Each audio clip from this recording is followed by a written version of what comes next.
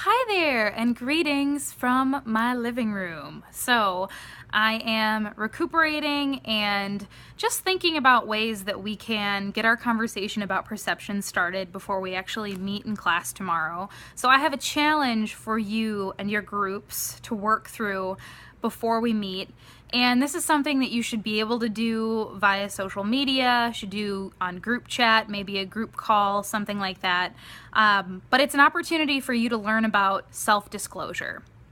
So in Perception of Self, in this chapter, we're going to come to understand how we see ourselves in relation to the world around us and how things like our self-concept and self-esteem become defined by the people that we interact with and how we learn to reveal information about ourselves to other people. So, all that to say, self-disclosure is revealing information about ourselves to other people on purpose. It's not an accident. It's a conscious choice that we make to share things like what our childhood was like and where we grew up and some of our favorite activities and hobbies and music and maybe some more personal stuff, some stuff that went down when you were growing up that maybe is still difficult for you to navigate today. So, a good example of this is actually the speeches that we just did. So much of that was purposeful self-disclosure. If you chose to reveal something about yourself with the class, that's exactly what you were doing.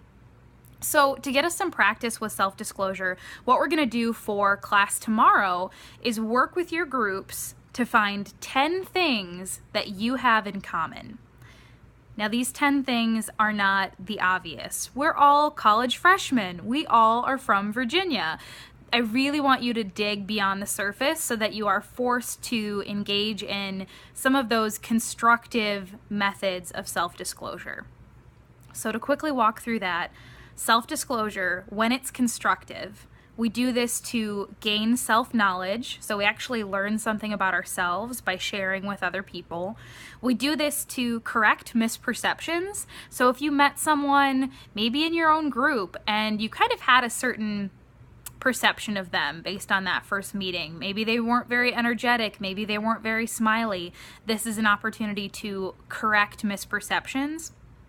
Beyond that, self-disclosure, when it's constructive, can also be used as a way to elicit reassurance. So if we kind of tell another person that maybe we're not feeling confident about a certain area of our lives, and they can kind of build us up and encourage us because we've shared that, it's a way for us to get reassurance, to elicit reassurance. And then finally, in the constructive realm, we also share stuff about ourselves to create impressions and to manage the impressions that we have with other people. So there are the 4 constructive goals of self-disclosure. We do it to learn about ourselves, we do it to correct misperceptions, we do it to elicit reassurance, and we do it to create and manage impressions of ourselves towards other people. So using those constructive methods, I want you guys to figure out what 10 things you have in common as a group. And like I said, these really need to dig. They can't be surface level stuff, nothing that you could observe. I want you to talk to each other and figure out 10 things that every single person in the group has in common. Not just 2 out of 3, 2 out of 5 have this in common. Everybody in the group needs to have this in common. So what are some examples of things I've seen in the past? Everyone in this group has met or seen in person John Bon Jovi. For real. I've seen every person in this group was born premature. So it is going to require you to share something about yourselves and hopefully learn something about your groups in the process. So for tomorrow, for class, I want you to come with this list of 10 things, you can do it, that you have in common with your group. Dig beyond the surface. All right, cool.